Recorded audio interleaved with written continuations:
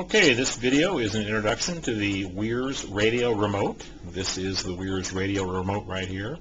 I've disconnected it from the emergency room nurse's desk where it normally sits in most hospitals so as not to disturb the patients that are here today. But it looks like a telephone, but it's not. It's a remote handset and speaker that is connected to your WHEERS radio that I talk about on a separate video. You can use it as the regular radio with one exception, and that is you cannot initiate an alert on this handset. For that, you must go to the WHEERS radio itself.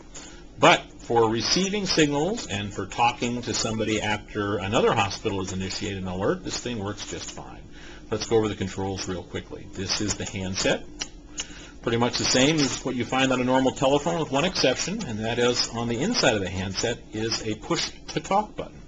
And the push-to-talk button, just like its name, has to be pushed before you start talking, and then when you're done talking, let up to hear what everybody else is saying. Other than that, it works just like a regular handset. On the bottom here we have a knob that is used to control the volume. I'd recommend you leave it set in the mid to slightly higher than mid-range setting. Here is a transmit button used if you want to talk without picking up the handset. Works just like the push-to-talk button on the handset. You push it, then start talking. When you're done talking, let up so you can hear what everybody else is saying.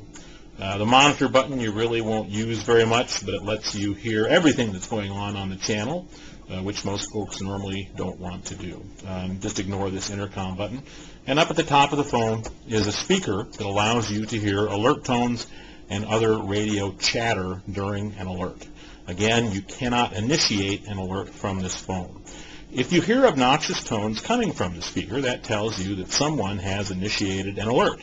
And you'll hear people talking over the radio. Again, you really don't have to do very much until somebody calls your specific hospital or calls for help and you feel you can respond. If that's the case, you can either push this transmit button down here to talk, or what I recommend instead is pick up the handset. When it's your turn to talk, push the push-to-talk button. Talk. When you're done talking, let up. You'll get a clearer transmission, and you'll hear what's going on more clearly also, and you won't disturb the folks around you as well. When you put the handset back down, you'll continue to hear the ongoing radio chatter for about 3 minutes, and then the radio will reset itself, which means that this remote handset will silence itself until another alert is sent out. And that's really all there is to the WHEERS radio remote handset.